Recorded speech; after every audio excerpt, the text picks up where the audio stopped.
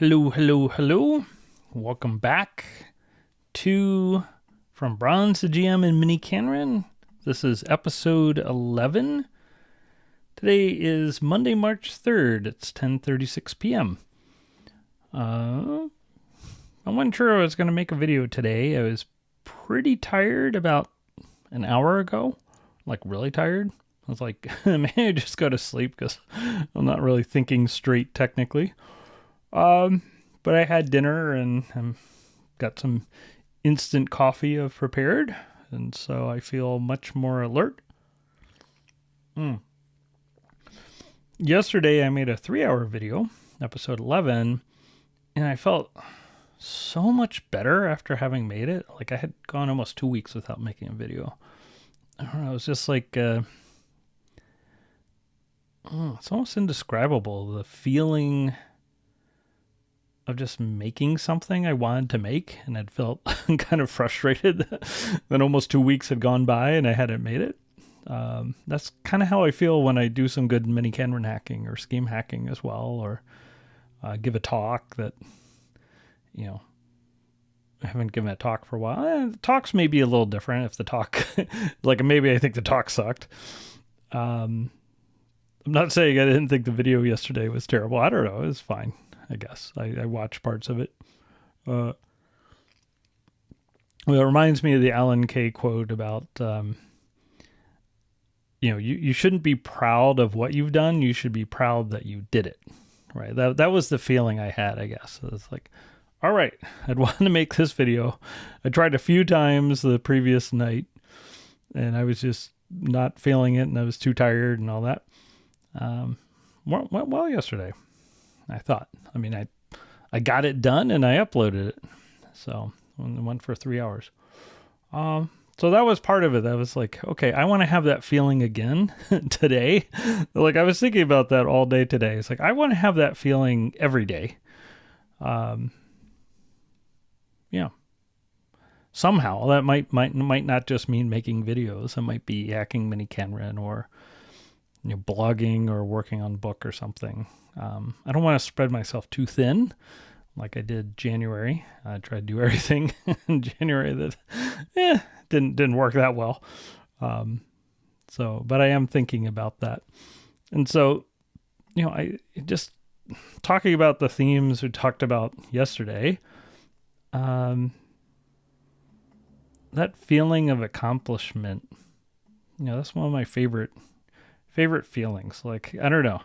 It's like, okay, well, I feel like I put in a day's work, I mean, sure, there were other things I did yesterday as well, and there are other things I've done today. I've actually had a pretty productive day, but making the video, uploading it, all that, that's just something I really, really, really want to do. I really want to do this. I want to get better at it too. So that I think it's important for me to remember these feelings. I want to just kind of keep the streak going. So I'm gonna try harder to do something. I may not be able to make videos every day. I'm sure I won't be able to make videos every day, but I like to try to do something every day. I'm still thinking about that. How I want to spend my March. So anyway, making a video tonight. Another inspiration was I was watching an ArtosisCast.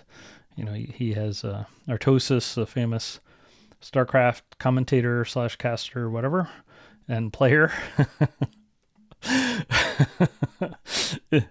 Famous caster, infamous player.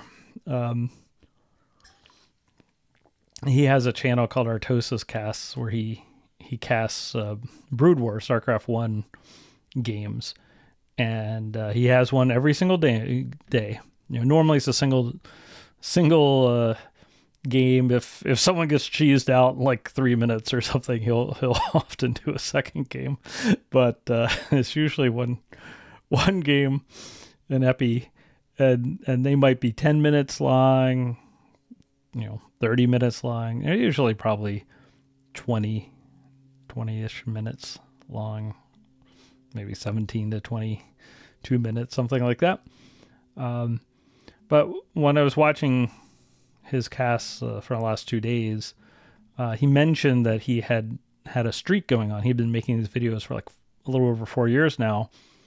And except for when he had COVID and missed a few days, and then he missed one episode, he's been uploading these videos every single day.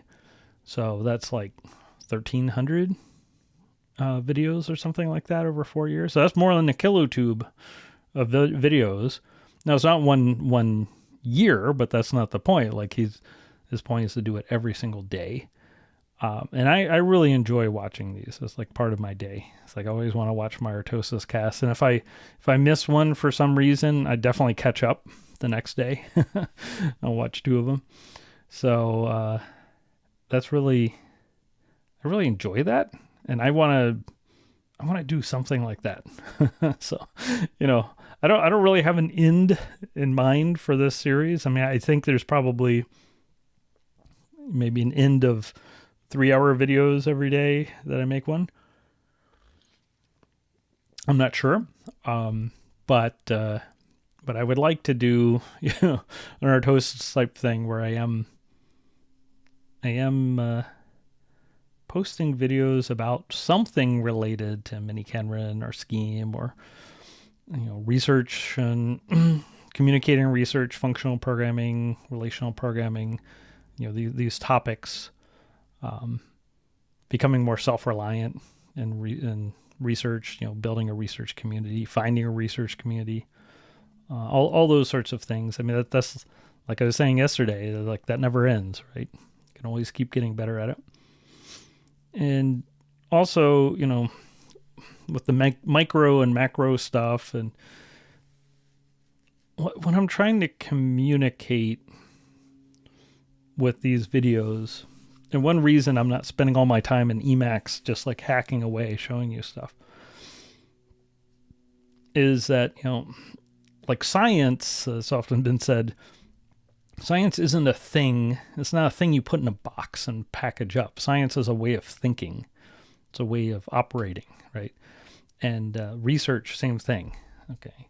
So if you want to be innovative, if you want to come up with new ideas and explore those ideas and then communicate those ideas to other people who are also exploring new ideas and have experience in those areas and have, be able to relate your work to work that's come before and literature and all that and build on ideas, stand on the shoulders of giants instead of on their toes, as Miloš would say.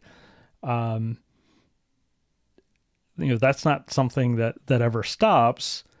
And there's a certain approach you have to take. There's a certain, way of thinking and way of going about things, which is different. It's like fundamentally different than read this textbook or read this undergraduate, thing or high school book or go to a coding boot camp, or even get an undergraduate degree in computer science, unless your undergraduate degree is very research intensive and you learn it that way. But, as Alan Kay has said, he thinks that most undergraduate computer science education in the U.S. is vocational Java programming, today. Or maybe it's JavaScript programming or vocational Python programming, whatever it is. And there, I can see this fight going on in different universities because I have friends in different universities who are talking about the curriculum and how that changes. And you saw that with MIT. You saw they went away from Scheme. And this debate is happening. And it was, when I was at Indiana, it was the same thing. There's this tension between the students want a degree that allows them to leave college after getting a tremendous debt probably, and then get a high-paying job right away with a high likelihood in an uncertain economy. That's totally understandable. And then there's also this tension of, well, wait, if it's a university, isn't there a responsibility to try to get people to think in a way that's beyond vocational training, things like that. So that's always a tension. Same with, maybe liberal arts colleges are less under pressure there. I'm not sure. But certainly at universities, especially like state universities, I think there's tremendous pressure to teach students things that are immediately practical when they leave school, where they can get a high-paying job. And that is not training in discovering new things or judging if something new and shiny that's released by some company, how that connects to ideas from 50 years ago in computing, or to go look at the literature and all those sorts of things that a researcher should be able to do. So I want to focus on the process of thinking, and thinking in a certain way that's beyond just sort of like the mechanics of programming. We'll need some mechanics, but at a minimum, it's very important that you be able to, on your own, learn about features of a language in a very deep way. And so we'll do some of that today. We'll continue some explorations that we started yesterday. And also at the same time, thinking bigger, even if we have tremendous technique, okay, even if we do learn a language inside and out, and we learn all these idioms and techniques, and we can do all sorts of incredible programming and learn how to communicate ideas and whatever, there's still this question of how do we come up with what to work on? How do we decide what to work on? How do we decide what's worth working on? How do we come up with new ideas? How do we, come up with a vision if that's what we want to do? I talked yesterday that there are a lot of researchers who are not primarily pursuing a vision, and most research, I would say, is not primarily vision based in terms of, doing something like you have a totally different idea of how things can and should be than other people who are working in that space. There might be a unifying vision of a field like medicine of improving human health. I'm not talking about that. I'm talking about something different. Okay, so that's more like an objective or a goal. The goal is to improve human health. Okay. But the way you go about doing that, how you foresee how that might be done, might be radically different than how it's currently done or how people are exploring how it's done, right? So that's what I mean by having a vision. And so I think it's important to have a combination of these things. Like, yes, you need to have excellent technical skills, an excellent foundation of skills. And by technical skills, I don't mean how to use like the latest JavaScript framework. Okay, you can know that or not know that. My claim is that that's largely irrelevant for the sorts of things I'm talking about. I'm talking about something more fundamental, things that change slowly and that don't really go out of of importance. Like, lambda calculus, 1930s, we still use it, we still study it. Combinatorial logic, 1920, Schoenfinkel, we still use it, we still study it. Mathematical logic has a very old history, still use it, still study it, still expand it. Calculus is still useful. Okay.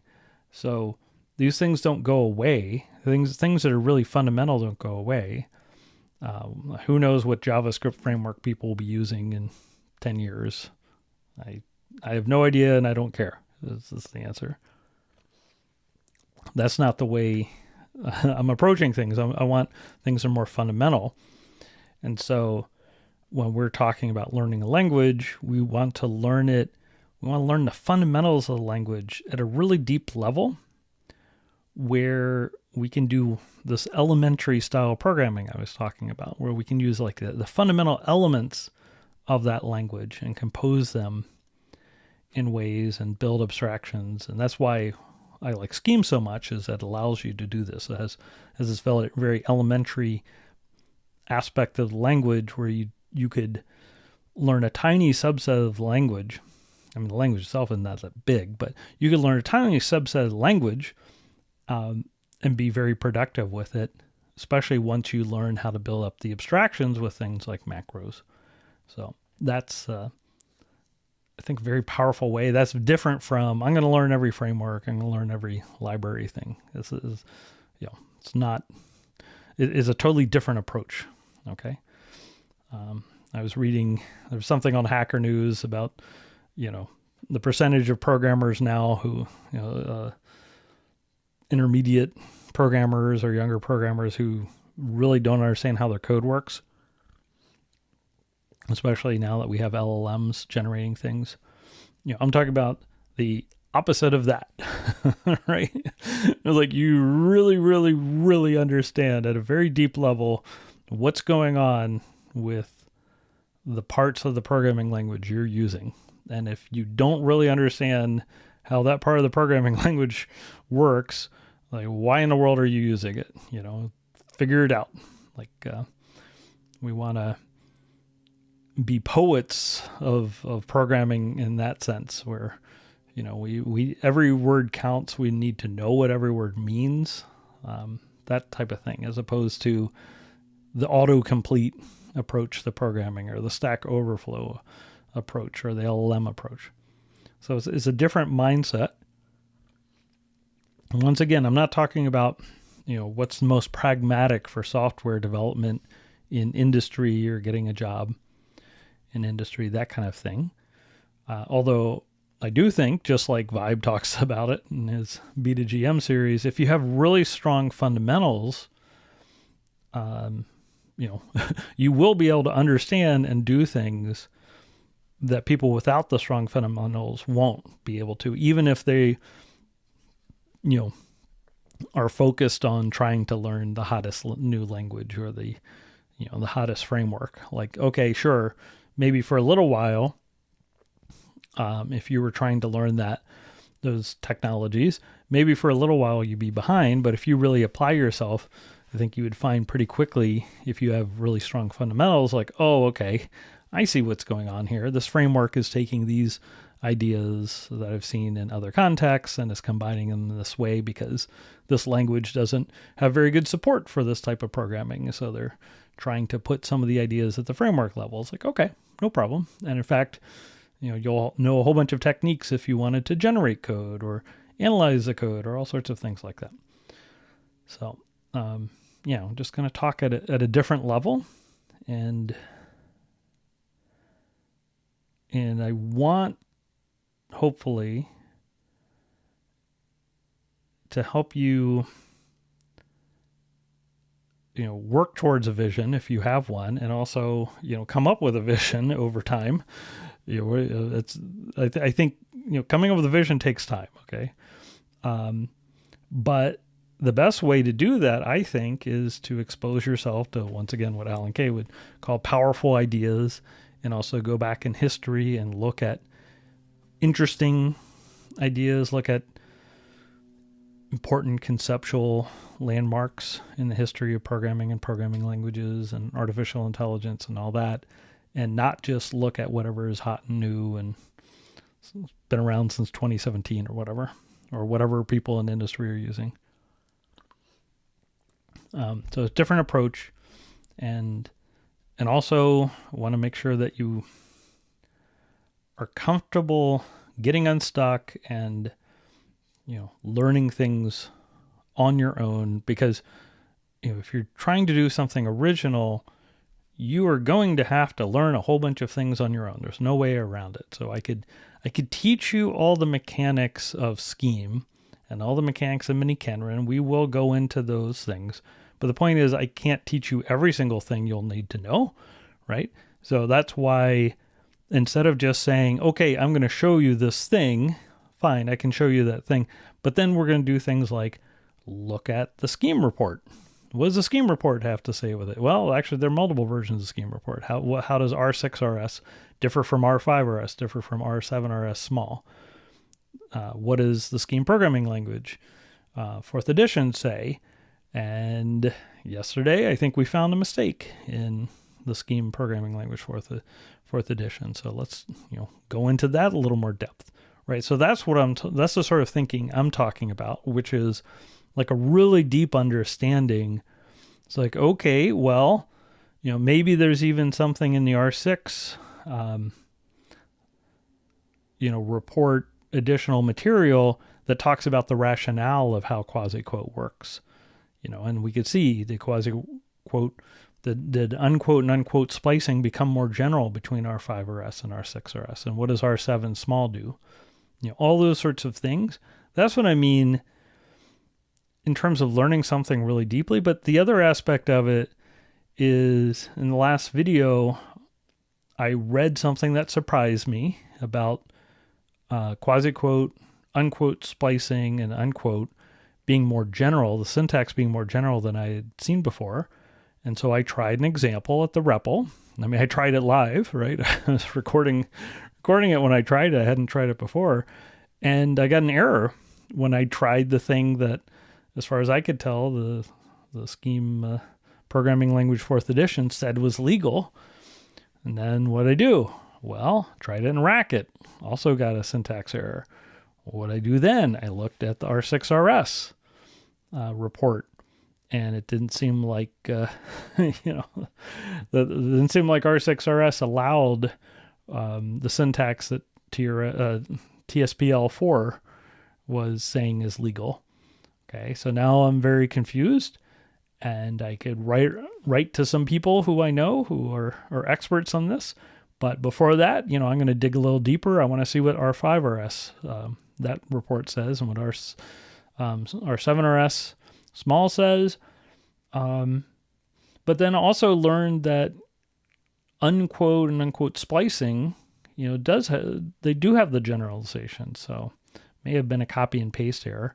But that's the sort of thing I'm talking about. It's like you notice something unusual, something you didn't know, and then you go check it out. Write some test programs, play around with the REPL, and see what the behavior is. And if you notice something weird or something you really don't understand, you don't leave it at that. Okay, so that's the difference. That's the difference, is that, I could have just assumed that, when I got that syntax error that I read the spec wrong or something like that. It's like, that wasn't the assumption I made at all. It's like, well, I know what that syntax means, and when it's written down, it's like, I want to dig deeper. Okay. So yeah, that's the idea. And here's another exercise that I've done many times, is the things like, okay, here's the Scheme programming language 4th edition, go through the sections of the book. And, you can also go through like the summary of forms. Okay. Right.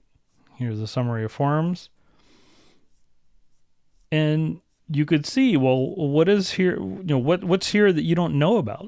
Okay. Now, if you're new to Scheme, there's going to be a lot that you don't know about, but at some point, once you've learned Scheme a bit, sort of the core Scheme, you could start saying, well, what is this thing? I don't know what this thing is. Like, what are the ...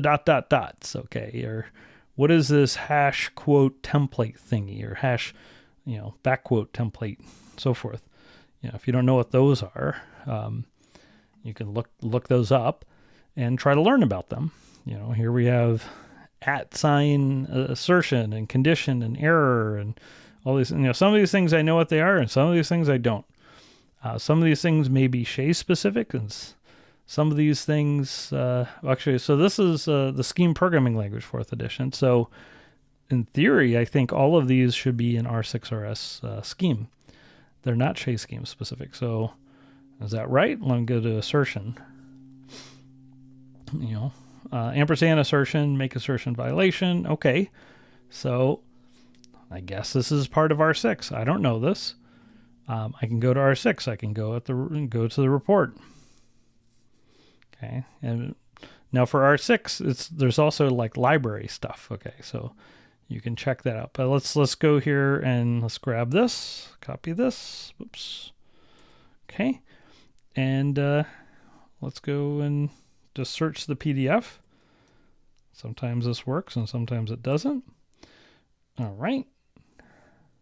Okay, sure enough, this ampersand assertion thing, that exists. And of course, I can always go to the index, right, and try to find it. Begins with an ampersand, so let's see, but it's a assertion, right? So looks like the way it's done here is, yes, it's under the A for assertion.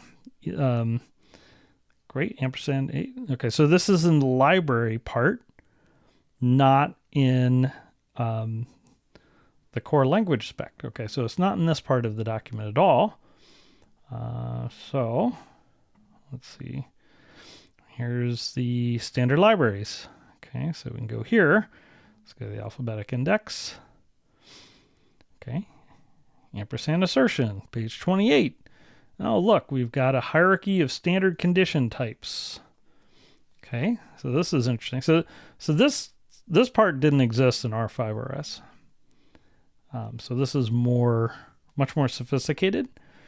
And I've talked about this a little bit before. This R5RS, which we have here, and we're going to look at. R5RS is very small. It's only 50 pages, including the index and denotational semantics and all this stuff. So it's very small. And R4RS, I think, was even smaller before, and so forth. And R6 is much bigger, and you can see it's broken into these parts, right? Like different documents, and then there's non-normative appendices and the rationale, all that. So, it's just like a much bigger document, especially with all the libraries and this condition system and all that.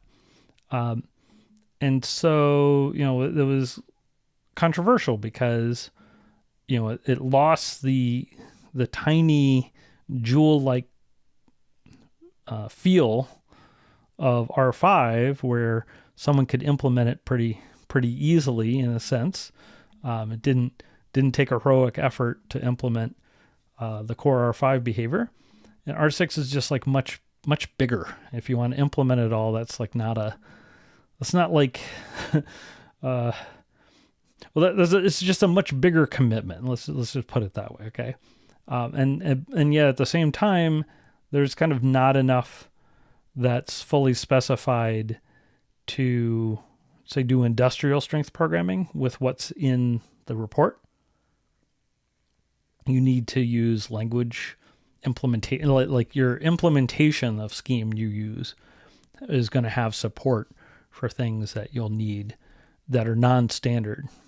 Maybe there's a Surfy it implements or something, but so it's kind of, it's too big for the hobbyists or the people teaching pedagogically to feel comfortable, and it's too small for people who want to do industry stuff. That was kind of the tricky part of R6. It didn't completely satisfy anyone in terms of its size and scope, and so R7 broken into the small and the large.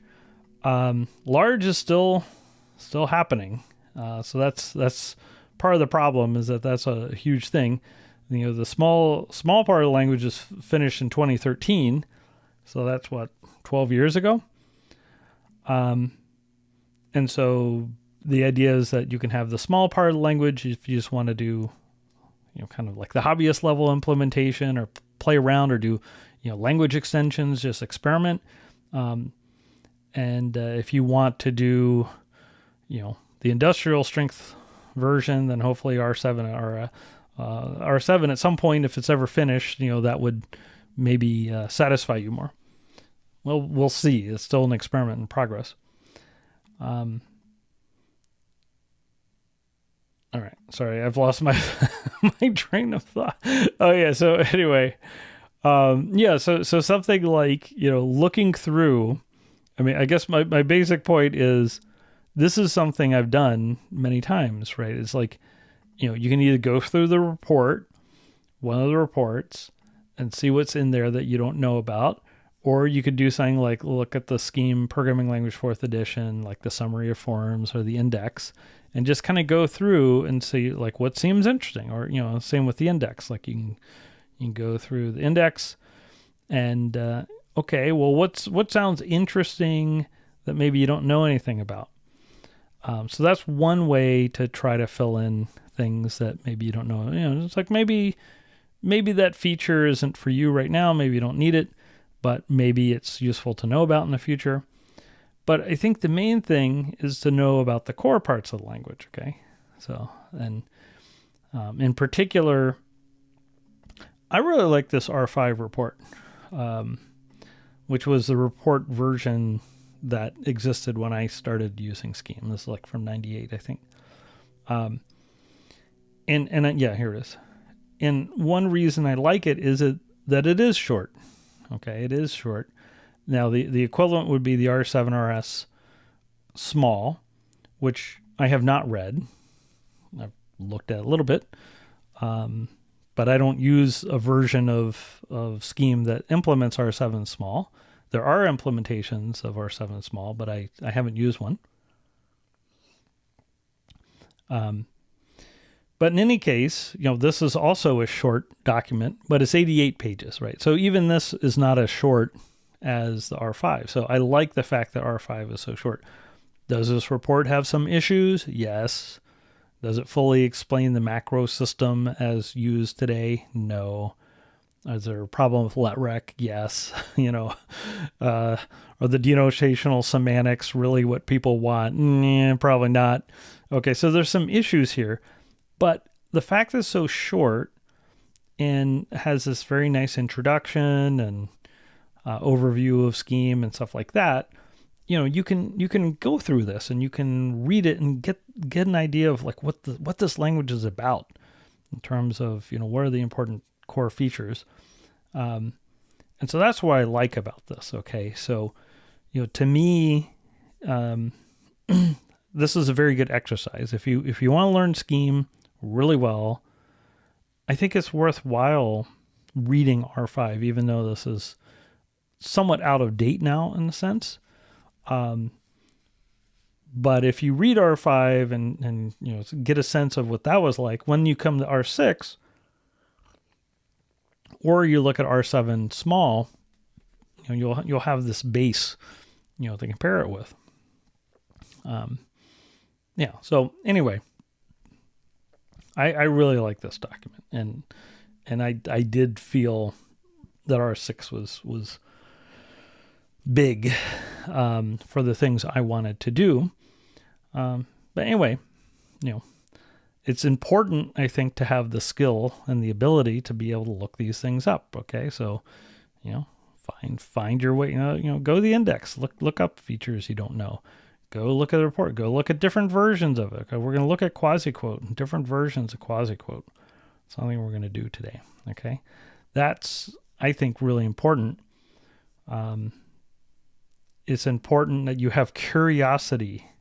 Okay, it's important that when you see something weird in the implementation you're using, or something that doesn't match the documentation, that you don't just say, well, okay, well, let's just keep going. It's like, no, okay, maybe right that second you can't investigate it, but, write it down, or, send yourself an email, or put it on your to-do list or something. It's like, okay, let's look into this later. All right. It's, that's a very different approach than, hey, the LLM generated it or I copied it from Stack Overflow. It's a very different approach. Okay. How that feature change over time. So I think that's part of the way of thinking and the way of operating that I want to get you into the habit of. Okay, so this is different from me. This is one reason I think that I've had trouble writing a book on this sort of thing, is like, well, it's hard, I think, to communicate these practices, because these are more like practices, ongoing practices, right? There's like personal practices and philosophy and approach to things. That's just like a different thing than, okay, yeah, I can teach you like what Lambda does or something like that, like the behavior of Lambda. Yeah, that's important, but this practice, and I've told this story before, but I'll tell it again. It's like, when I worked in industry, I worked at a startup company. We were using Java. There were constant discussions and debates among the senior programmers there about the behavior of certain aspects of Java, and the way those played out were just people arguing, trying to state their point in front of other people in this open office so I could hear everything.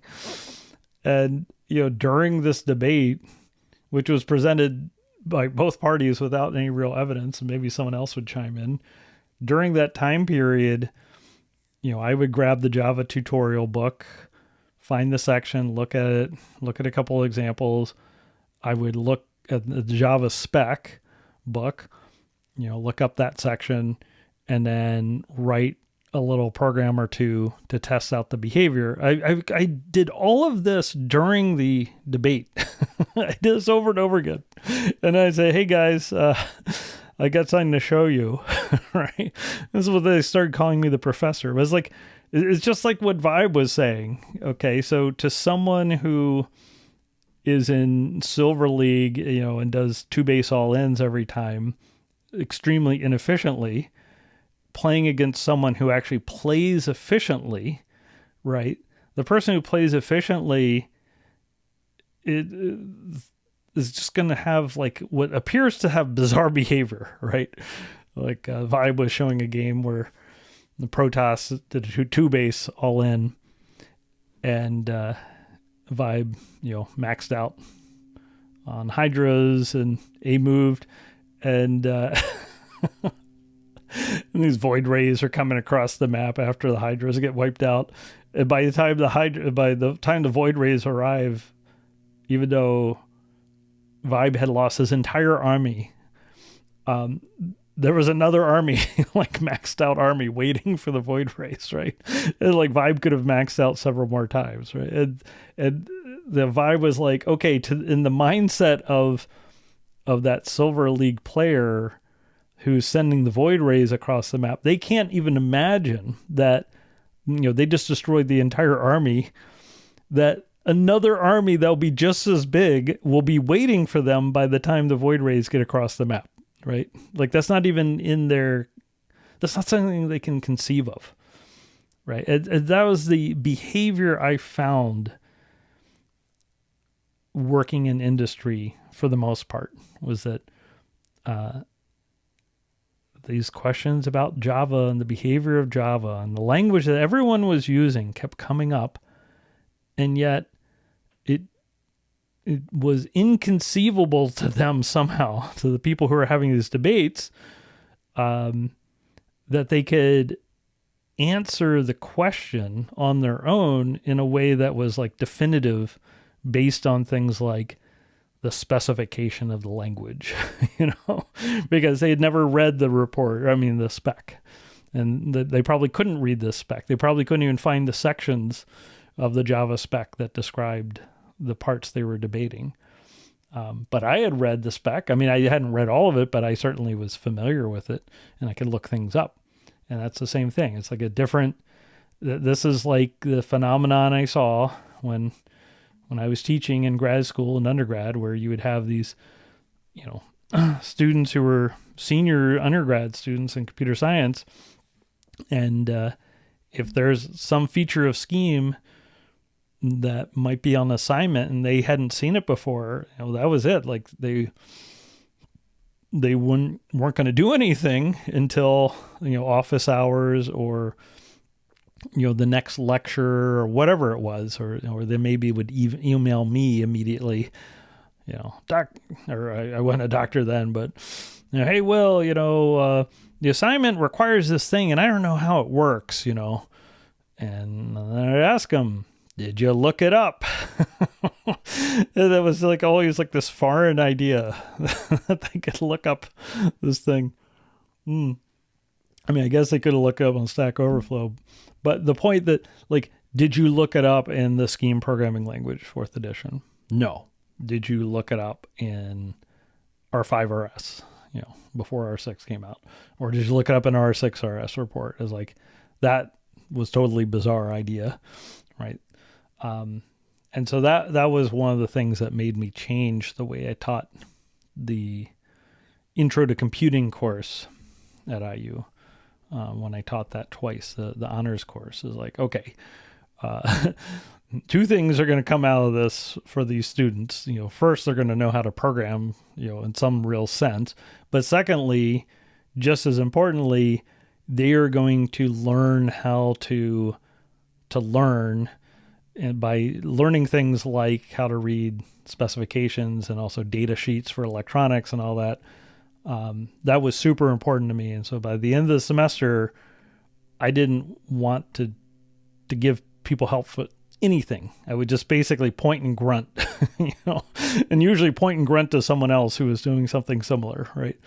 But that was it. Like I wanted over time during that semester to give less and less support. And if there was some feature of Scheme they didn't understand, okay, well, here's how you find out, right? So that's really, really important mindset and set of practices. Really important. I think it's like super important, way more important than me teaching you some feature of Scheme. Okay. I mean, I will teach you plenty of Scheme and I'll teach you some pretty advanced Scheme idioms and things like that. But, there's this attitude that's really important. So, like I said before, I wanted those first semester college students, by the end of my course, I want to say, okay, I want you to build an autonomous hovercraft. Okay. And you're going to do the electronics and all the programming and the sensors and everything. And, I wanted the response of them to be, oh, that's really cool. Okay. How big should the hovercraft be? Like I wanted that to be the reaction, not like, oh, I don't know how to do any of that. And I think I largely succeeded, although, interestingly enough, it was the people who had been like the valedictorians in high school, stuff like that. They tended to be the ones who had real trouble adopting to this mindset, because once again, you're going to have to learn to be independent and learn how to do things that aren't in a textbook, and truth is most interesting things aren't written in a textbook for advanced technology. Like you're going to have to go read papers and technical manuals and then find all the errors in the technical manuals, like figure out what's an error, what's a mistake, So anyway, so that was, I think, a happy accident yesterday that I came across this issue with quasiquote.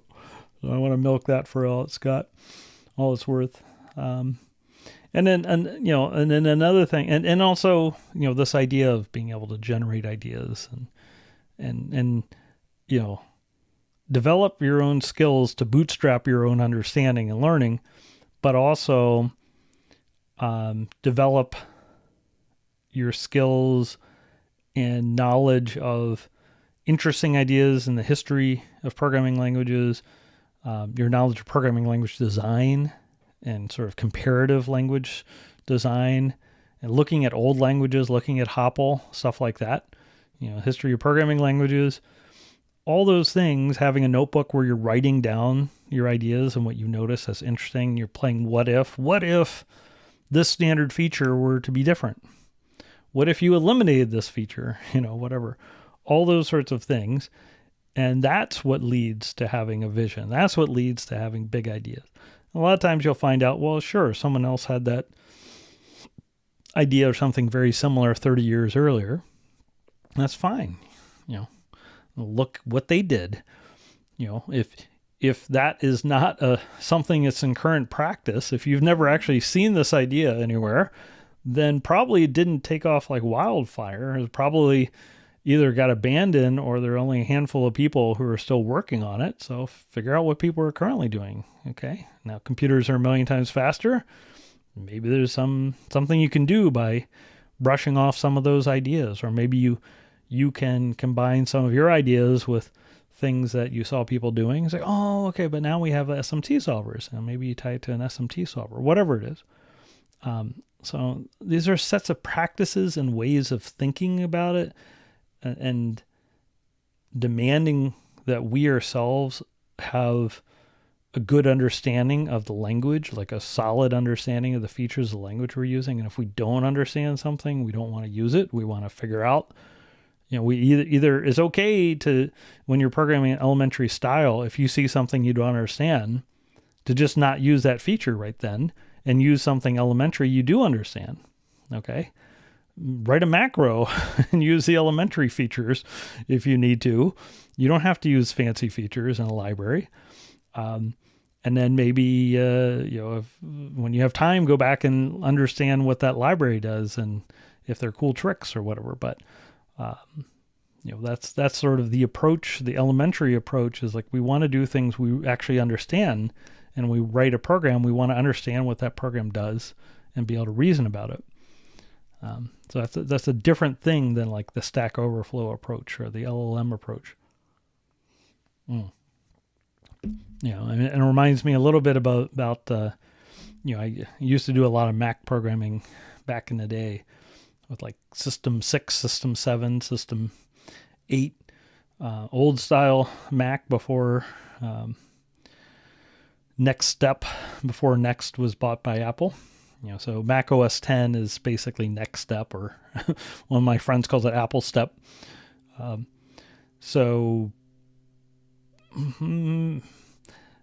OS X is kind of weird to me. Or I guess now it's Mac OS. What is it? I don't even know what it is now. What is it? This is 15, Mac OS 15. This is all based on Unix and Next and all that. But before, Apple had its own operating system, and it had a lot of issues. I'm not saying that I miss that operating system. I don't. But the cool thing was the old Apple interface. They had a series of books called Inside Macintosh, and they had a book called the Apple Human User Interface Guide. And that book was awesome. It was just really, really well written. And once you had gone through that book and really understood it, and you had written a number of Macintosh apps trying to follow everything in the book, you could immediately tell if an application, if the developers like understood what was in that book and tried to follow it or not. But furthermore, you got this kind of like uncanny ability to predict interface elements, right? Like I could use an application I'd never seen before. I could use like a new version of the operating system I hadn't seen before, and it'd be like, okay, what happens if I click on this pressing Option, something like that, right? It's like I could predict what was happening, what was going to happen most of the time, if the software, was truthful or was faithful to those interface guidelines. I can't do that with OS 10. It seems like, it's just not as consistent, I'd say. And also it's kind of like a mix of Apple philosophy plus Next philosophy. It always seemed like more of a mess. But when you read those old Apple Macintosh or Inside Macintosh books, there was a saying that don't trust or don't believe Inside Macintosh, because even though those books were actually really well written for for the most part. They weren't always, the information in them wasn't always correct or wasn't always consistent with the software, the behavior of the operating system or whatever. And that was a big part of learning how to program the Mac, was learning where, where inside Macintosh, like, just told you something that was completely wrong. There were lots of occasions of that. So, that turned out to be a very important skill. So anyway, Stu Holloway has a great talk on the scientific method and debugging. And he says that, it's been debated by philosophers of science whether or not scientists actually follow the scientific method, but for debugging, actually the scientific method is very extremely useful, right? And he talks about that. And so that's also part of this, right? So like there's just certain ways of thinking and practices, and, like Richard Feynman would say, if you're doing an experiment, and you want to change something, only change one thing at a time. Like that was a mistake people were making. They were changing like 3 things at once and then trying to put the story together. It's like too complicated. So anyway, there's just like a set of practices that I want to help instill in you. Okay. And then another part of this, which reminds me of Miloš Forman's advice to Edward Norton, when Edward Norton had a chance to direct a film, and he ended up directing Keeping the Faith, I think it was, which wasn't a great film. It had a couple of funny scenes in it. But apparently he talked to Miloš Forman, who was like a mentor to him, about, should I direct this film? And, or should I wait until something, juicier comes along? And Miloš Forman said, it almost doesn't matter what your first film is that you direct. Like you just have to learn the mechanics of it and all that. And just like go ahead and learn that, because at some point in time, there'll be something you really, really want to direct and you think can be great, and you don't want to have to learn everything from scratch there, right? So that's also an element of this, is like, okay, at some point you might have some great idea that you think is really interesting and important, and you want to do, to answer questions like, okay, is there literature on this? What's the closest work in the literature to this idea I have? Which community would be interested in this? So like which venues or publications, journals, conferences, or whatever? Which books are there on this topic? Who are experts in this area? Maybe which universities or research centers have been strong in this traditionally? Who are the major innovators in this area? All those sorts of things, in addition to the technical skills. Like, okay, can I read this paper that seems related? Can I implement this? There are things like, I was talking to someone a while ago who, they were interested in implementing a certain idea, and I thought about it for a couple seconds, and I thought, okay, well, sure, that sounds like, something you could do in probably an afternoon, or, maybe a day, maybe a weekend. If you really wanted to gold plate it, you could like spend a week doing it, outside of work. And to this person who didn't know those particular implementation skills and didn't know like some of the things that are sort of standard techniques in the area, this person was thinking, I only have 6 months to do like a basic prototype. And I was thinking, yeah, like you should be able to do it in 6 hours, do the basic exploration. And yeah, it probably would take 6 months if you didn't know the techniques, because you'd have to learn all those techniques, and it would take a while. Or you'd just be fumbling around, and the chance that you would actually get it right would be like almost zero. So, it'd be like someone trying to macro who's in Bronze League and doesn't know the basics. Yeah. So anyway, that's the other part of this is, you want to have a combination of things like the ability to read a paper, the ability to implement what's in the paper, the ability to do a literature search, the ability to communicate what you're finding, the ability to, reach out or find the right community, in addition to all the technical aspects and the ability to learn about a programming language feature, in depth, all those sorts of things. So that's the part that's like way deeper than just, this is like, how Lambda works. Okay. So that's, all right. Previous ladder practice. Micro, go through the quote and quasi-quote sections of the Scheme programming language 4th edition. Remember, we talked about this before, but giving you another chance to do it. And then read the sections on quote and quasi-quote in R6RS, and then try out the examples in Chez Scheme. And optional, try the examples in Racket. How's the behavior differ at all? And we talked about how, like, when you have something quoted in Racket, like quote of cat will show up as, will evaluate to what looks like quote of cat, as opposed to like the symbol cat. But that's more of a printing setting than anything else. So it'll print out differently than it would in, say, Chez Scheme or like in Scheme. And then there's this paper, Quasiquotation in Lisp by Bawden.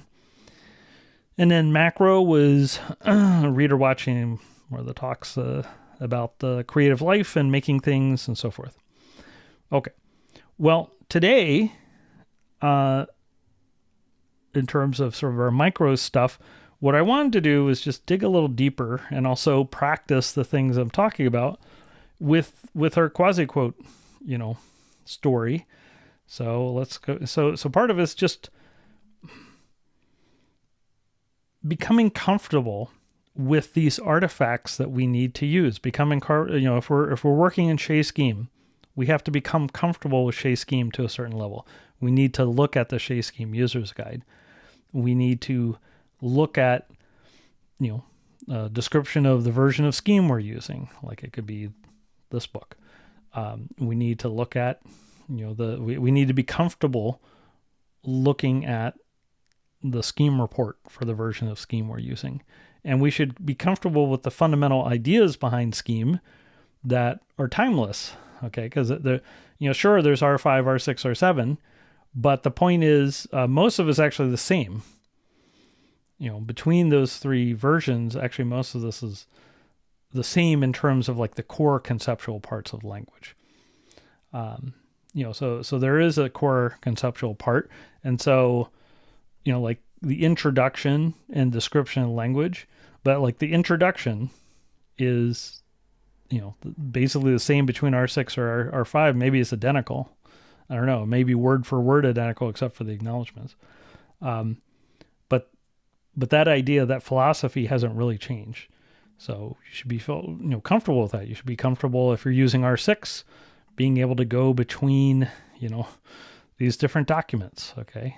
And so those are all things that are important. And it's like Miloš Forman was saying, right? Like you don't want the first time that you look at the Scheme report to be when you're trying to get like your prototype working, for some deadline, and then you realize like you don't know how parts of language work, and you're like fumbling all over the place, and then you say, okay, well, let me look at the Scheme report. It's like, oh, how do you read this? How's it organized? Or what's more likely to happen is if you're not comfortable with this, you don't know how to find anything or read it, that you'll just ignore it. You just like say, forget it. I'll just like figure it out, or Stack Overflow it, or ask an LLM. That's not the way to do it. I'm saying it's not to say that an LLM can never be helpful. Okay. Or a Stack Overflow answer shouldn't be helpful, but you should be able to assess whether or not what's in there is correct. Okay. It shouldn't be relying on that to understand the semantics of your language. Okay. Anyway, let's see. I had the Scheme 4. Yeah, I had that open. I managed to close it. All right, so here's what we're going to do. We're going to go in TSBL4, and we're going to find quasiquote again. There we go. That's quasi syntax, actually. Hash quote, be careful. Hash quote and hash quasiquote, that's for macros. Okay, here we go. Quasiquote 142. Okay, and so if you remember from last time, the thing that threw me off are these dots, these 3 dots. And I was saying that the syntactically, if you see 3 dots after something in Scheme, that means 0 more occurrences of what's in front of it. Okay, it's like a pattern.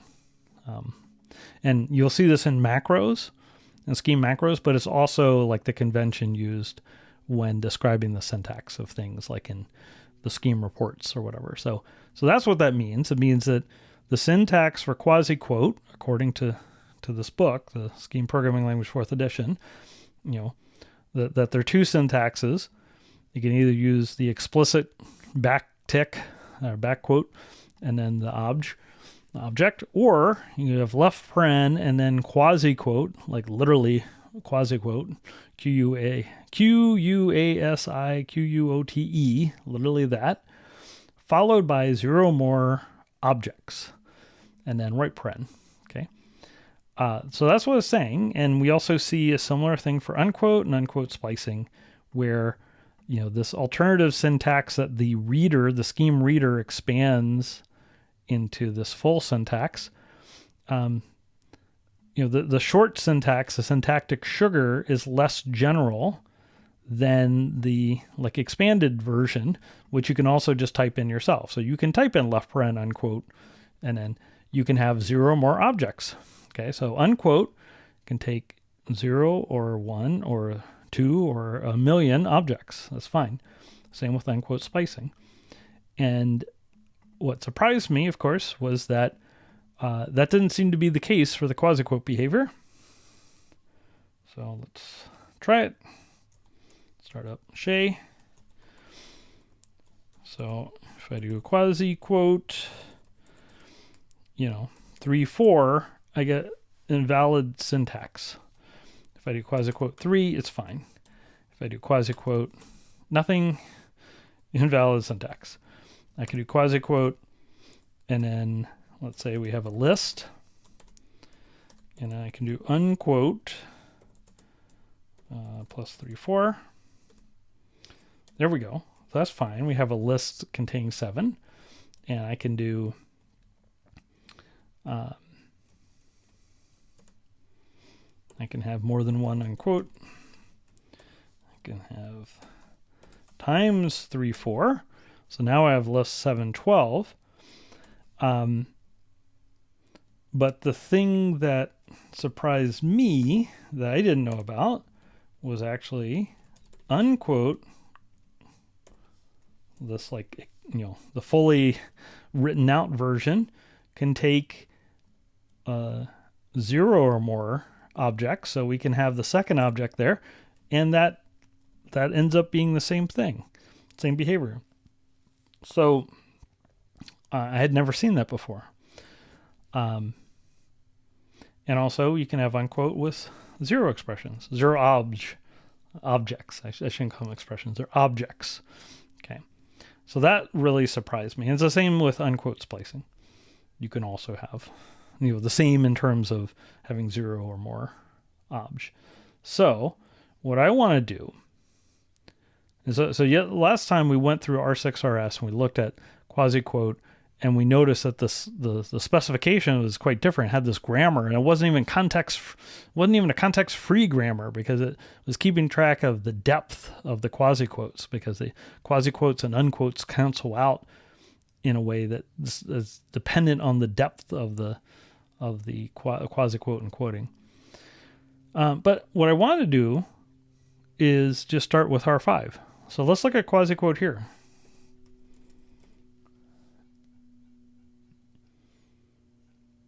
Okay, so I'm just searching for quasiquote expressions, blah, blah, blah. So already this is interesting. Like this something I was talking about yesterday. With the exception of quasiquote, whose macro definition is complex, The derived expressions are classified as library features. Suitable definitions are given in section 7.3. Okay, so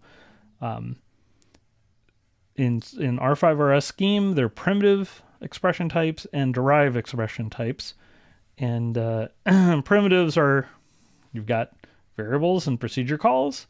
Derived expression types are not semantically primitive, but can instead be defined as macros. So the idea is like you have this tiny little core expression language, and then you can build up more complicated things using these macros that allow you to, sort of expand the syntax of the language.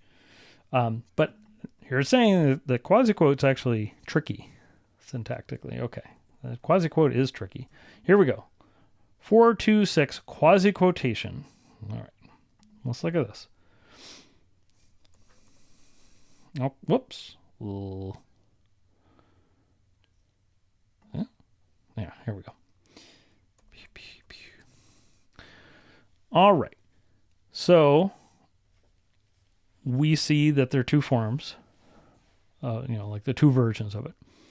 Quasiquote QQ template, or, like the backtick QQ template. So like you might say this as left quasiquote QQ template right. That would be a shorthand that I use with some people. Or you say backtick QQ template. All right. So I think I've mentioned before that there's actually a verbal language that scheme programmers use to communicate with each other. So this would be in my grad school days, people would say this is left quasiquote QQ template, right. Like left just means left parenthesis, right means right parenthesis, like just a little shorthand. And this would probably be called backtick or backquote. Okay, so backquote or quasiquote expressions are useful for constructing a list or vector structure. So, okay, it's not just for lists, it's for vectors, which, or like arrays, or, the random access structures in Scheme. When most but not all of the desired structure is known in advance. I've heard this described as almost constant data.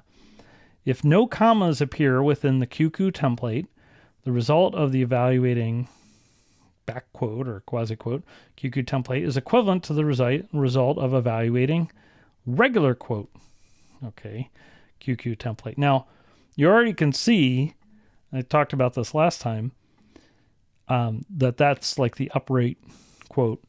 And in like standard LaTeX typewriter font, this wouldn't appear like this angled thing. It would appear like this, except just flipped upside down. Okay, so just be aware of that. You might see this described different ways. And, if I'm typing this in Emacs, that quote is like completely upright. so get that versus this.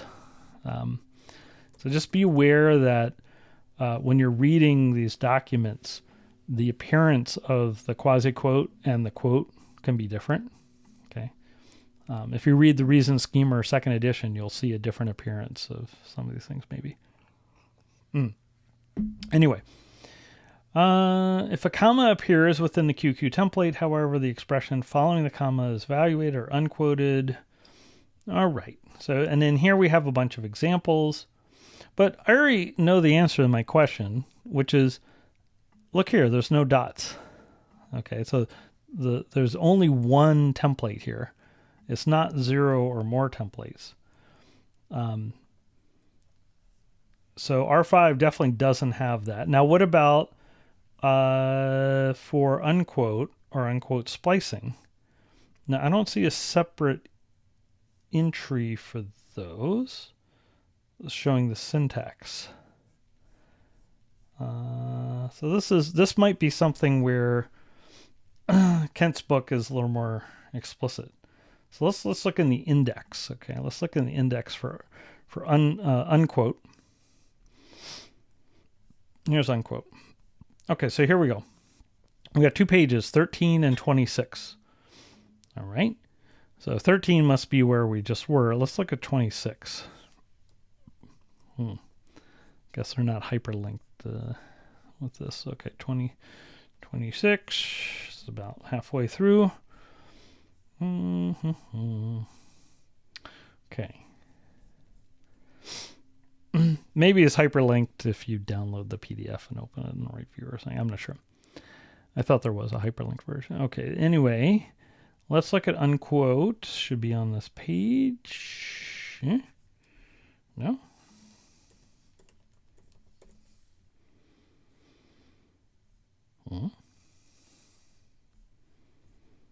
Page 26. Okay, here we go. Yeah.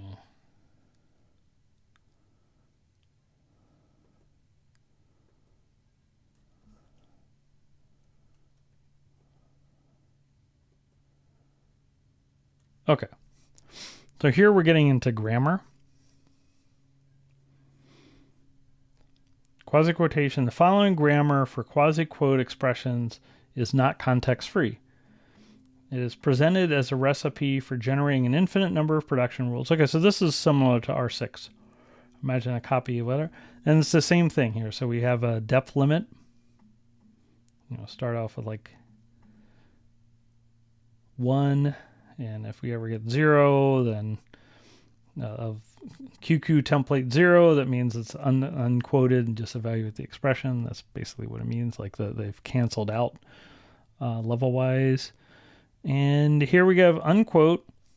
And look, once again, there's no... Okay, actually, so this is interesting. Here, there's no ... for the unquote. And I don't see a separate definite. So let's compare this to R6. Okay, so here, there's no ... and there's no ... for unquote splicing. All right, are there any other references to this?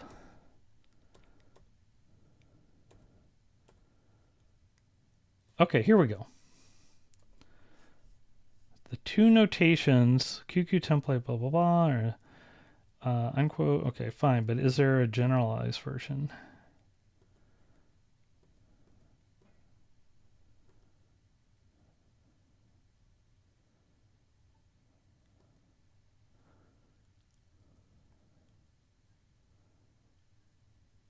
Actually, I want to go back and see something real quick. Thanks. Noticed?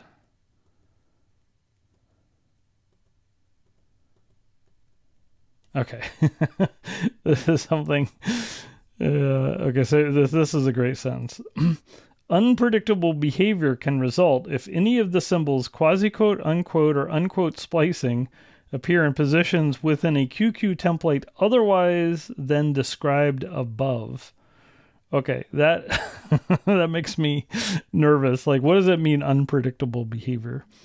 I don't know if R6 has this. Okay, so anyway, it's like unspecified. This is like unspecified behavior. Well, that's interesting.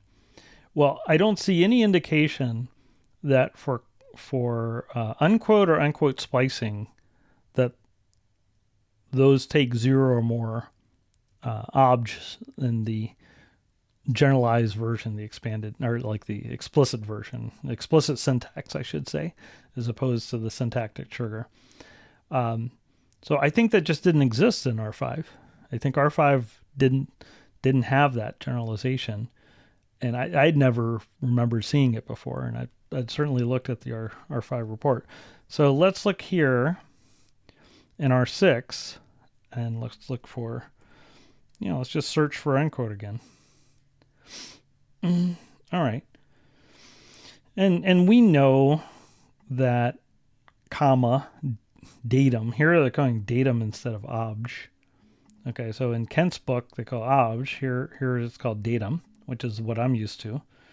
Is like this is an abbreviation or shorthand or syntactic trigger for that. Well, that's fine, okay, because the comma is more limited syntax in this version.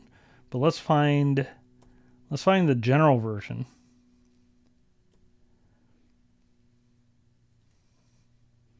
And what is this? Other kinds of entries.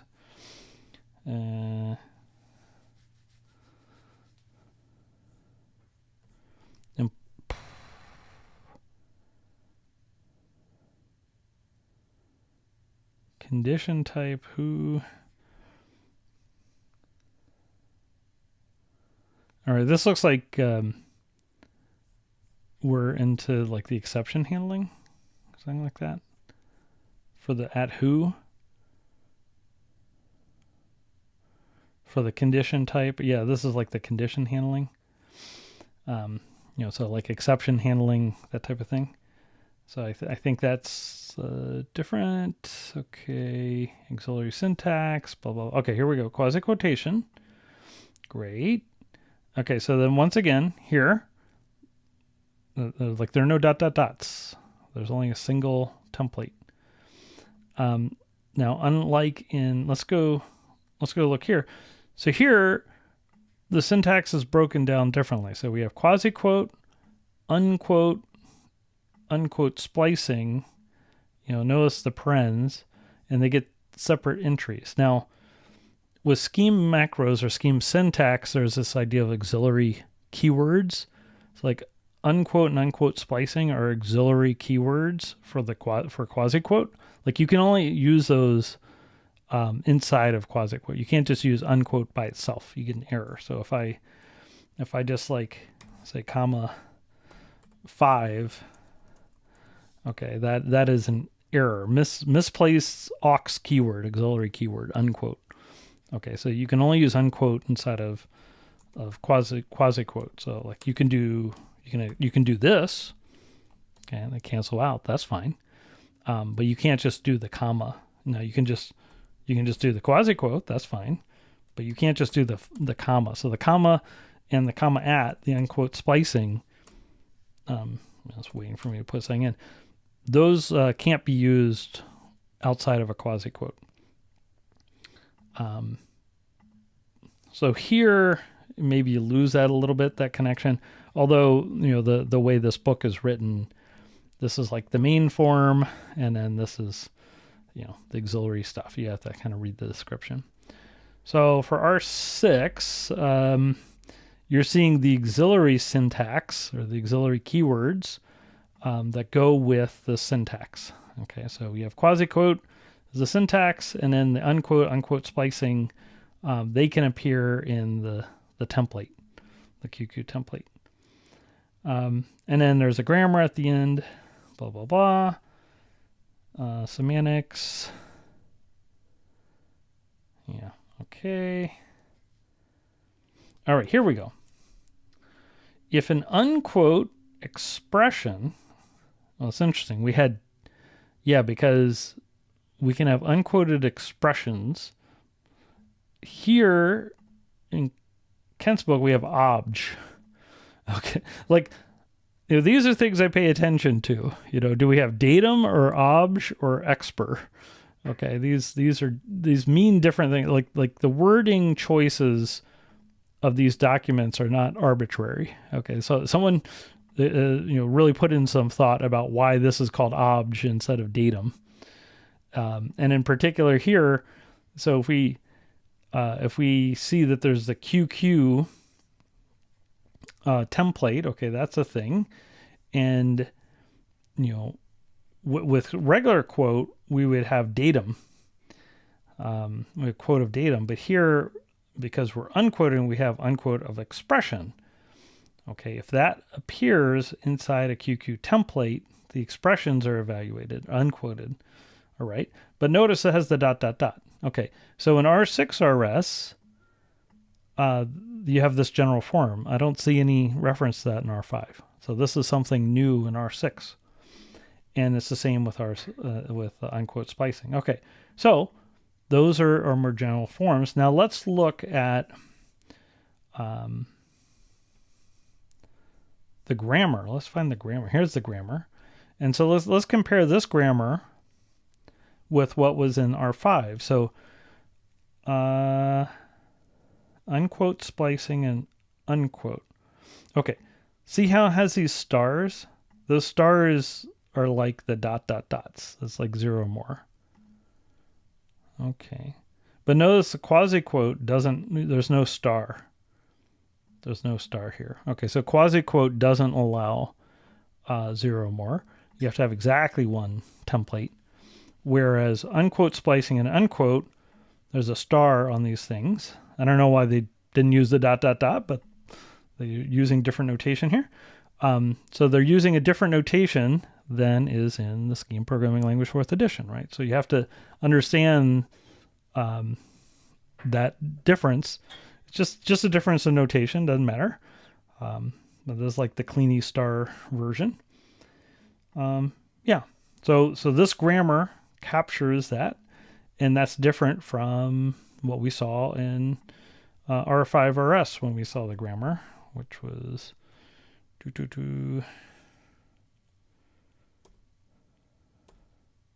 yeah. So here, unquote splicing, notice there's no star. There's no star at the end there. There's no star here. Okay, so the grammar is different. Looks largely the same, but it's definitely different. Yeah, okay. So that's a generalization. And you can see that the description is different. Although they still copy this, idea of a grammar, and they still say it's not, it's not context-free and all that. Okay, now let's look at R7 small. Unquote splicing, unquote,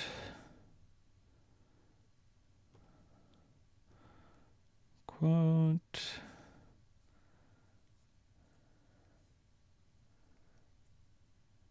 okay.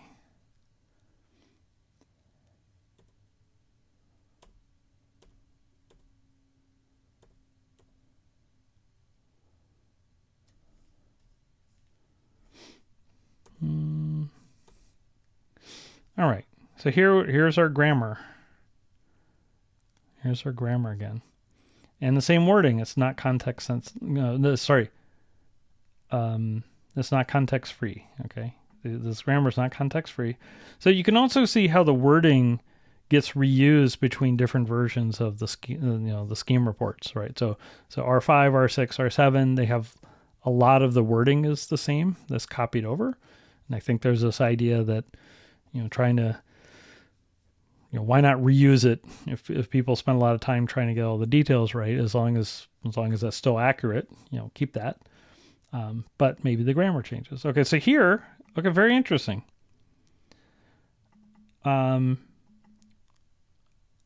grammar, okay, there's no star here. You can see that they have star syntax because up here there's a star, okay? But for unquote and for unquote splicing, there's no star here. So compare that to what we saw in R6 where we have stars. Okay, and there are no dots and there are no stars. So in R7RS small, it's like R5RS in that unquote can only take a single thing, and unquote splicing the same thing. So this is what I'm used to. I was used to this from R5, and I was quite surprised the other day when I was looking at Kent's book and saw that there's this generalization. So, okay, we learned a couple things. Actually, we learned quite a few things. So first of all, okay, I'm 99% sure that this is just wrong. Okay, I think that's just a mistake in the book. Those dots should not be there. It has to be a single object. The dots for unquote and unquote splicing, these are fine. They should be there. For R6. For R5RS, none of these have dots, and same for R7RS small. Okay. Okay, so interesting choices. I found it a little strange that these generalizations of unquote and unquote splicing seem to be there because it's maybe convenient for intermediate forms for the expansion algorithm of quasiquotation. I don't know. That seems a little weird. We were reading about that yesterday. So actually, let's look at the rationale. I don't know if there's anything here about quasiquote or unquote. Let's look for unquote.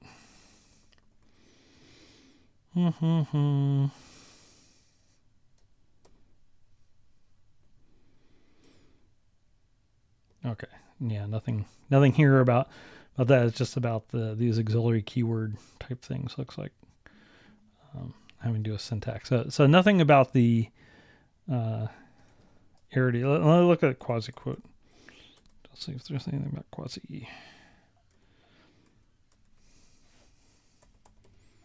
Nope. Okay. Yeah. So this is actually fairly rich in a way, right? So, all right. So we found a mistake in the Scheme programming language, 4th edition. Almost certainly a mistake, I think. We noticed that the way the entry in this book works, the way it's like formatted, is quite different from the way the reports work. You're not seeing these two as alternative syntax or auxiliary, not alternative syntax, auxiliary syntax or auxiliary keywords. So just like the formatting Kent uses a little bit different. The fact that ... means 0 or more before, that's like, that's just a different type of syntax. And but the reports use a star instead. So it's like the Kleene star from formal languages type thing. So that's a syntactic difference in terms of the description of the languages.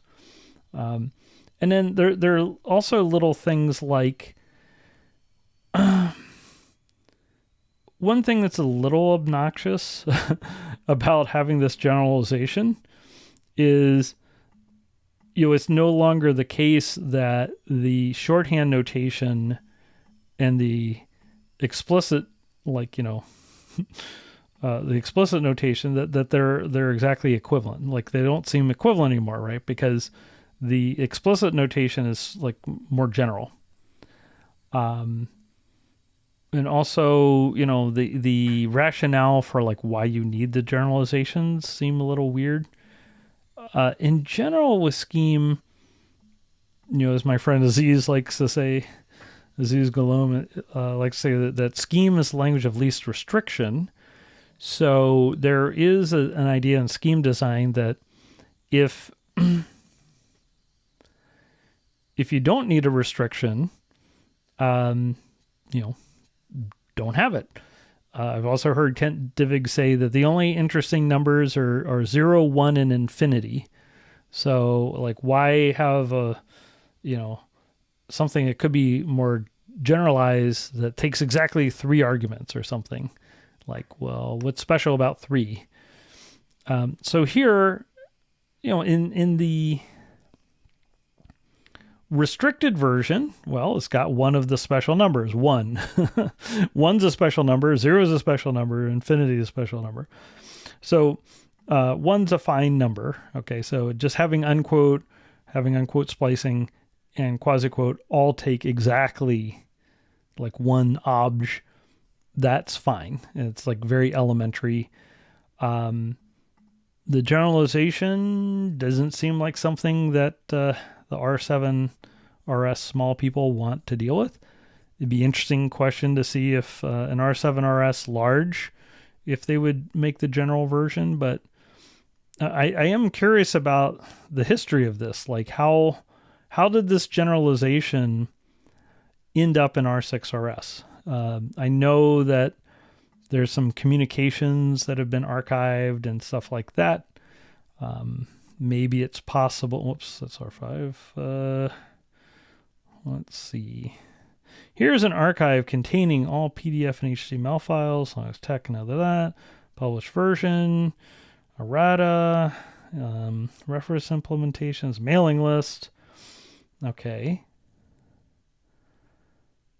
Historical. Okay. Information on the process. Blah, blah, blah. I don't know. I don't know if this is like in the mailing list somewhere, or if people talked about or wrote down, sort of why it was decided to generalize this. But, people who were doing R7 small decided that generalization wasn't needed. And, I was just surprised by it. So this is language design, this is the sort of thing. And also you could see the issues with communication. Oh yeah, so one question I had, so we found this thing in R5, I want to see if that sentence survived in R6 or R7 small. So it was something about the use of unquote outside of a certain here we go. Unpredictable behavior can result if any of the symbols quasiquote, unquote, or unquote splicing appear in positions within a QQ template otherwise than as described above. Okay. Wow, that's kind of that's kind of scary. So let's just see. Does this phrase unpredictable behavior? Okay.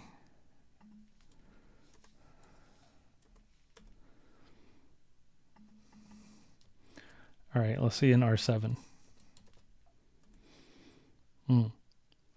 Well, I'm not obviously seeing it. So that's the sort of thing that maybe they cleaned up. Or maybe going to that, maybe there's something in the grammar that got cleaned up or something else. I'm not sure, but that's an interesting question. So like that's the sort of thing you could dive deeper into. Like, was this seen as really bad that there's unpredictable behavior? Or is it still that R6 and R7 small have unpredictable behavior? It's just that they've rewritten it, so I don't know. Interesting question. And why is there unpredictable behavior? What's the cause of that? So, you can go deep into any of this, right? So I think that's quite interesting. Are there examples? Anyway. So quasiquote is actually deep. Like I said, in the day 9 sense, there's like a whole mini game having to do a quasiquote and quote and unquote splicing, and then understanding how different versions of Scheme, approach it, and understanding like how you actually implement the expander for quasiquote, and understanding the various idioms that people have come up with. And anyway, it's a whole thing. And we want to be comfortable going between these different documents. Okay. So, once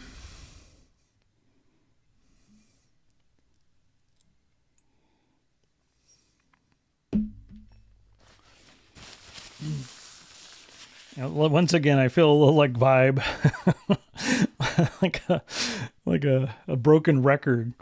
But I guess the point I'm trying to make is this sort of thing where we're trying to look and figure out like something weird that we've noticed or something we don't understand completely about the language we're using.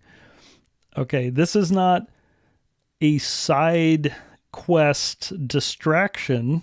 This is like the heart of the sorts of things that we need to be doing and doing over and over and over again to really learn our language, at least the core parts of it, the essential parts of it, really well, and to be trying to think about different alternatives. Like, it never occurred to me that the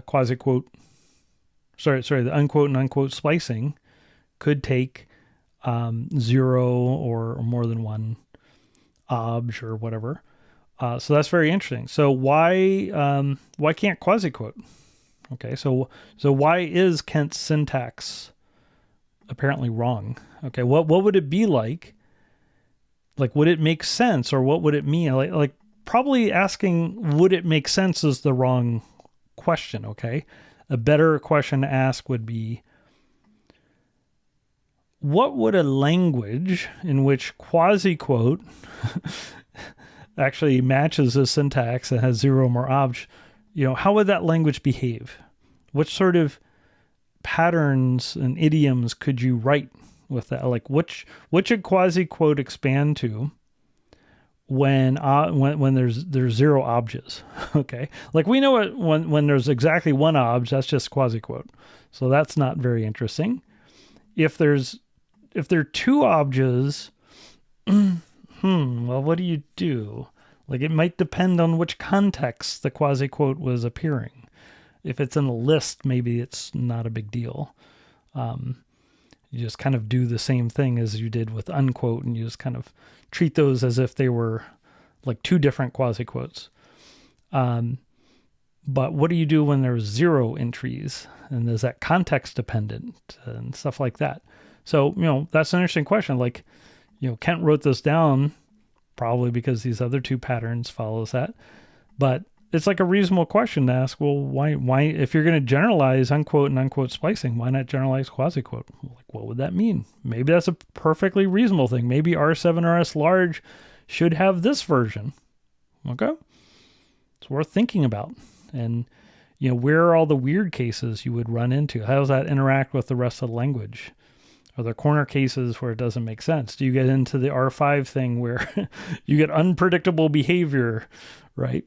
I mean, if they have unpredictable behavior already with this more restricted model, then, they really would kind of need to figure it out for the other stuff.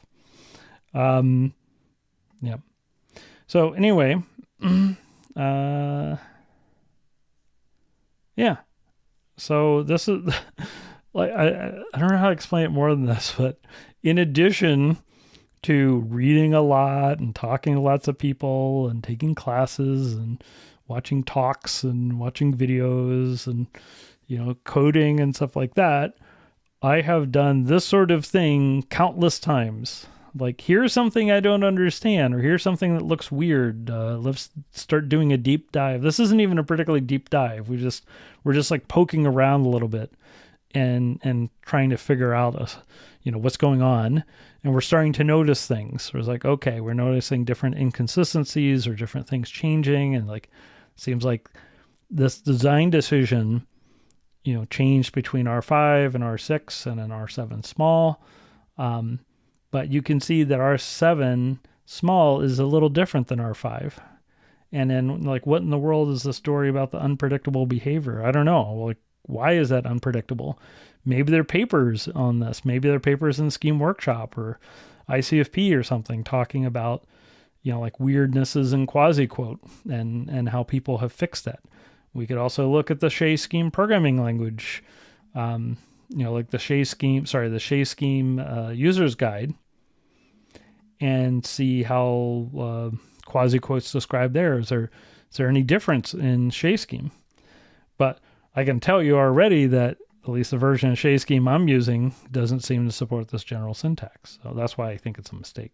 Certainly it's a mistake given that this book, the Scheme Programming Language 4th edition, is describing R6 RS Scheme.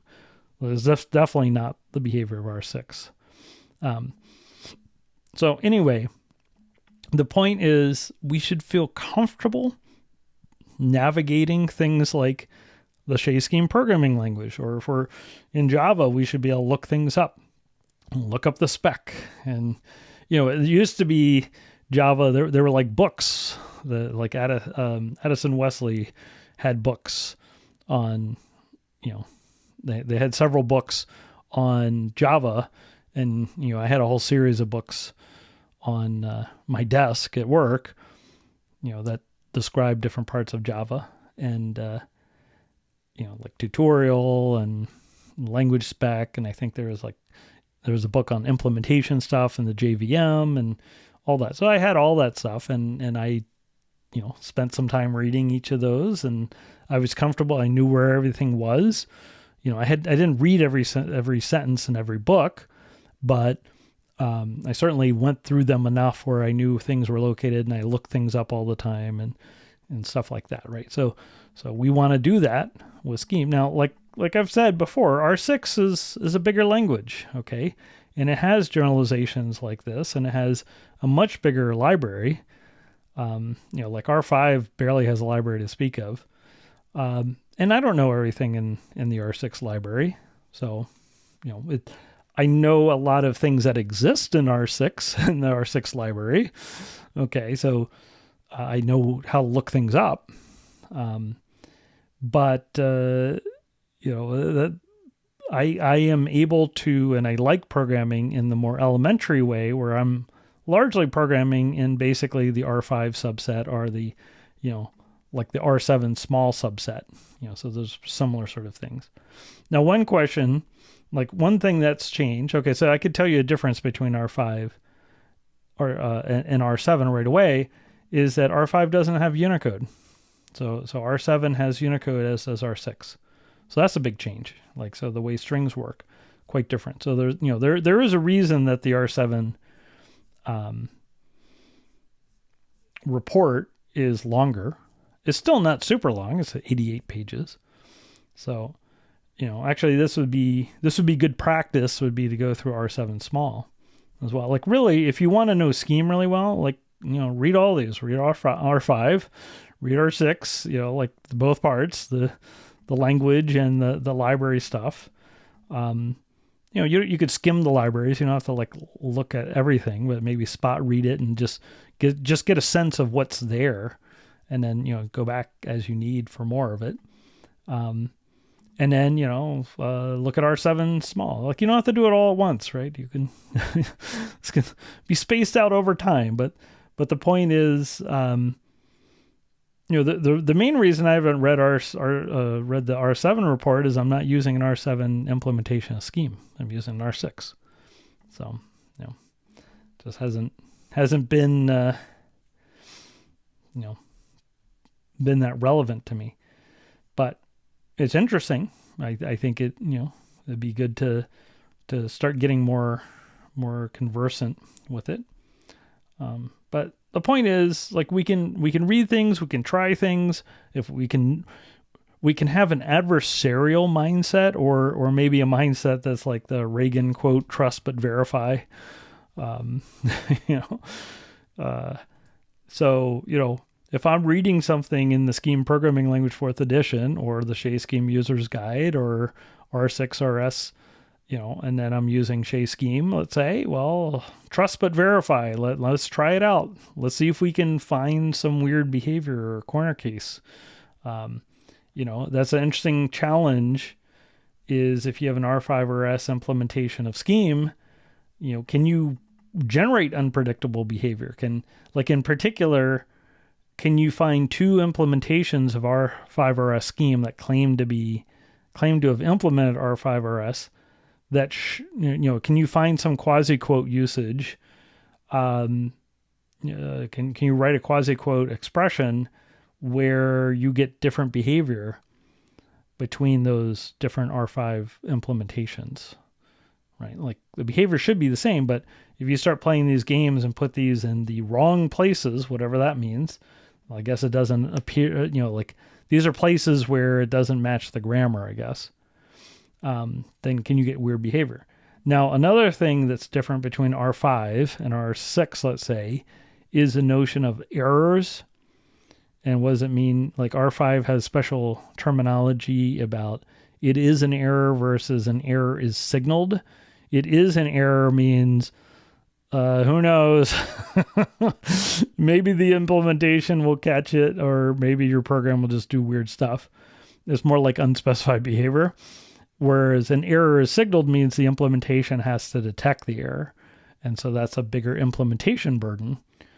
This is a little like the unspecified behavior in C, in the C programming language. Or undefined behavior, UB. So here, this sounds like sort of like the undefined behavior. This is like in C, I think they would call this UB. And so maybe in R6, they've tightened this down. Maybe they say, well, no, you're not allowed to use this outside of grammar. Maybe the implementation has to check that. Okay. And if you do, if you have some usage of if you come up with a Q2 template that uses these in a way that's not correct, then maybe the implementation has to like throw an exception or something. I'm not sure. So that's an interesting question. So that could be something you check out, right? And then like R7, I didn't see that language either in R7. So R7 may have a different story about it. Okay. So anyway, let's get on to the ladder practice here. So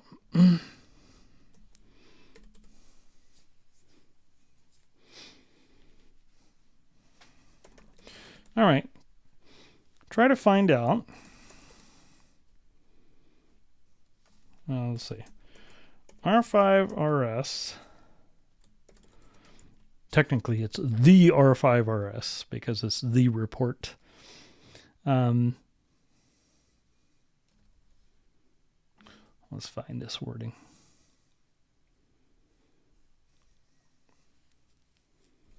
This is section 4.2.6.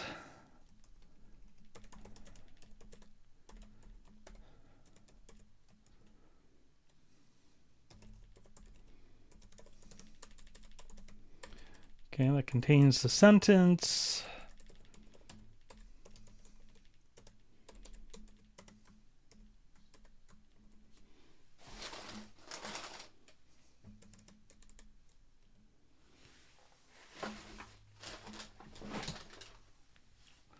All right. Got a big pile of stuff that's shifting every time I type.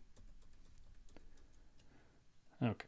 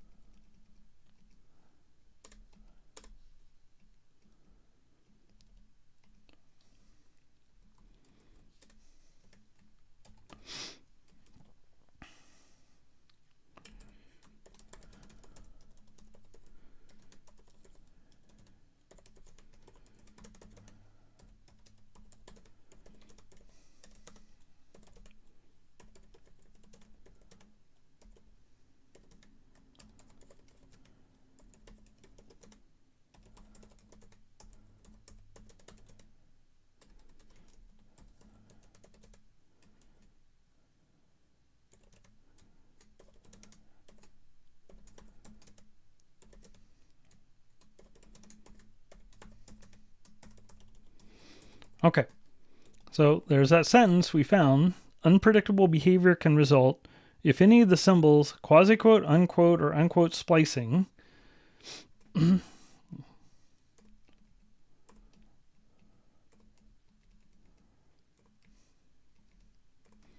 appear in positions within a QQ template otherwise than as described above. Okay. Your challenge, should you choose to accept it, is to figure out why this wording doesn't seem to appear in the R6RS or the R7RS small. Do these newer reports contain similar warnings? If so, how has the language changed?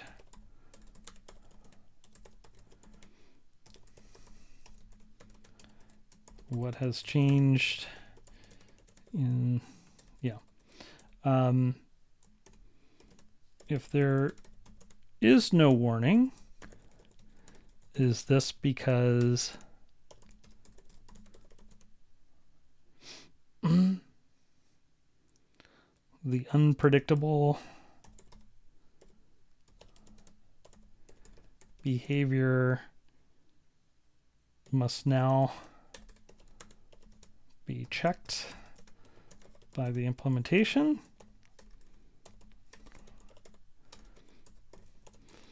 If so, how is a violation handled, etc., etc.?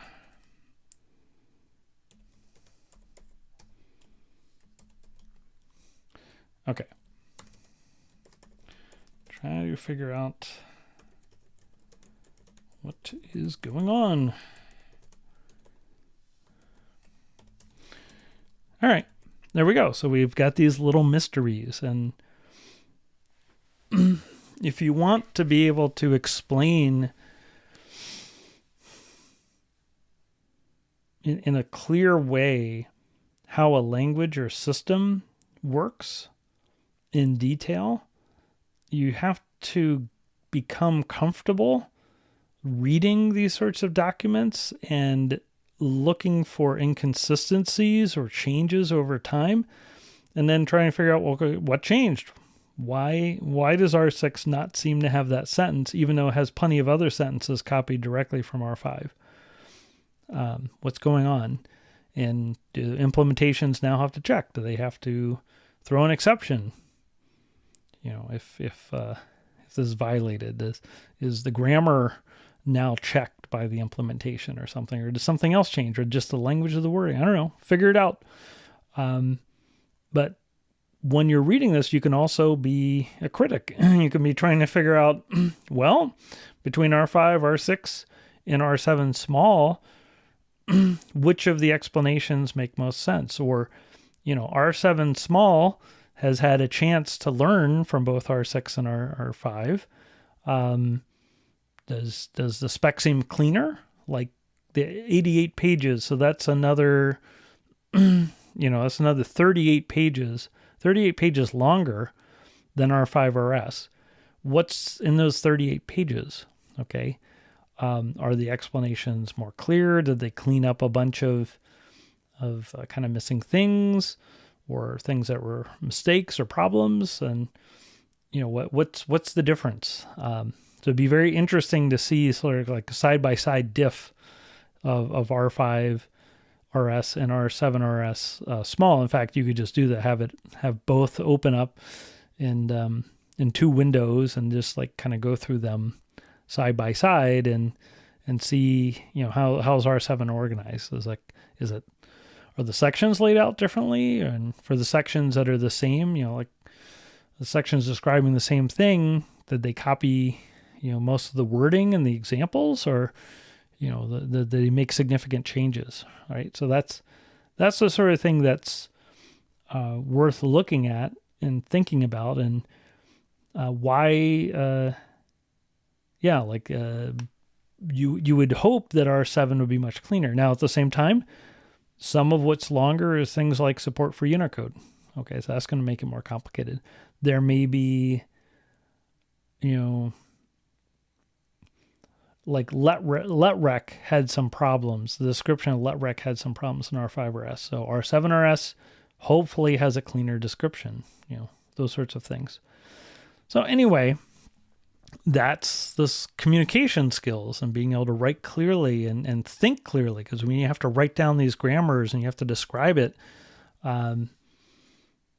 you come face to face with what you don't understand or have trouble describing. And often I'll find when I'm trying to write something up formally, say for like a workshop or documentation, and I'm trying to get every single detail right, like you would in a report, often I'll find that there's sections that are really hard to explain, or features of a language or a system that are super hard to explain, or just like really awkward.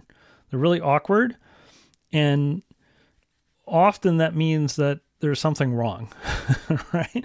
Like maybe there should be a symmetry here that doesn't exist, or you're like, why do I have to keep writing about these exceptional cases? Like, is there a simplification? Is there a way to make it simpler? And that's why, to me, for R6, the fact that there's this generalization, for unquote splicing and unquote, that seems to add some complexity, but I don't know that it actually gives you any more idioms. It just seems like maybe it makes the expander easier to write, and so maybe that was a complaint by some of the implementers on the committee. It's like, these expanders are hard to write, so just like stick this thing in the language. That seems kind of weird to me. It seems quite unseemly. And then the other part of it is this generalization actually now breaks this nice connection between the two types of notation, like just the comma or the comma at, and then the expanded or the like fully explicit syntax. Like, so that one-to-one connection doesn't exist anymore. So that feels a little weird to me. And so in R7, they made that connection again. So these are sorts of trade-offs and decisions. A language designer has to constantly make these sorts of decisions or trade-offs. So worth thinking about. Okay, so if we're going to use Scheme, we need to understand it at a deep level, and we need to keep being curious. And like, what did people do in the past? Like Schemes, this is the 50th anniversary of Scheme. Scheme came out in 1975. So Scheme's 50 years old. There's 50 years of work on Scheme. There's a lot to know, a lot of things people have tried. There are ideas that the community or implementers have embraced, and that there are ideas that they've rejected. Common Lisp and other Lisps have done things very differently, like the way macros work in different Lisps very differently, and all sorts of philosophy differs between, there are all sorts of philosophical differences between different Lisps. And even something like quote, like I said, Brian Cantwell Smith in 3 Lisp, a different exploration of how quote could work. It'd be interesting. I don't know if 3 Lisp had quasiquote, and if so, like kind of how that differs from what's in Scheme. So that's the micro part. Okay, that's the micro part. Let's see, what's for the macro?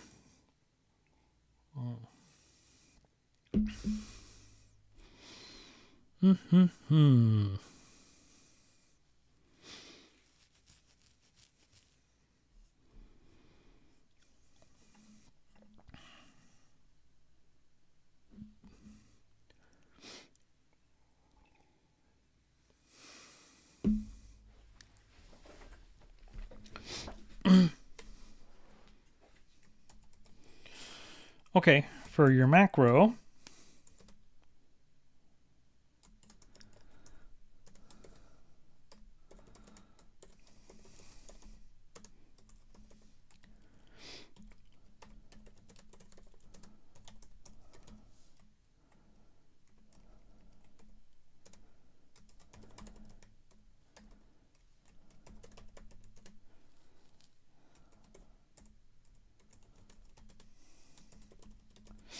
read one of the classic Lambda the Ultimate papers, Scheme papers from Sussman and Steele. I'm not talking about the website, the programming languages blog Lambda the Ultimate. I'm talking about like the original papers that the website was named after. Okay, and let's just put in some links here to these things.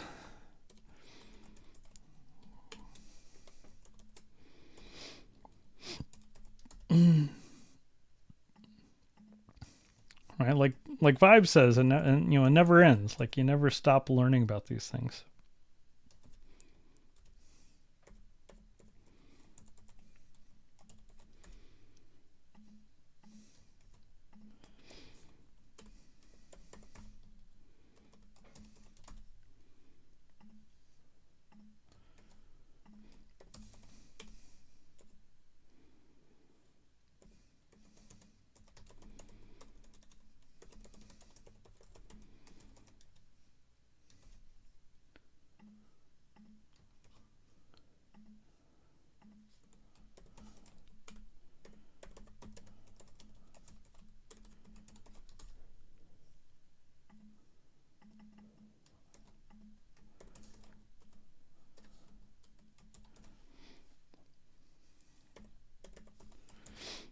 Okay, there we go.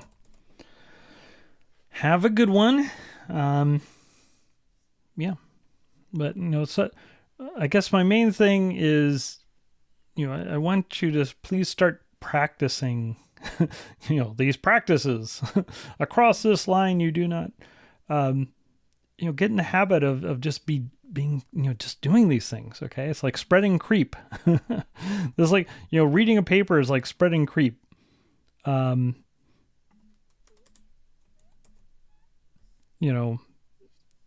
Looking up something in the language spec is like spreading creep. Okay. You just like have to keep doing it, and you'll get faster and faster at it. But whatever language you're using, for your work, if you're primarily going to do Haskell, or you're primarily going to do Python or whatever it is, Java, Like, you really should know the core language and the core ideas and all that, like, really, really well. Know the evaluation rules and, know the tricky parts, know the, if there's unspecified behavior, all that stuff. And if there's something you don't know, which there always will be, okay, you know how to look that up. And even if the language is simple, the implementation, may have mistakes in it, or the documentation might be out of date or whatever. Okay, so just getting used to doing all those things, I think, is very important. All right. Hope to talk to you soon. Happy hacking. Bye-bye.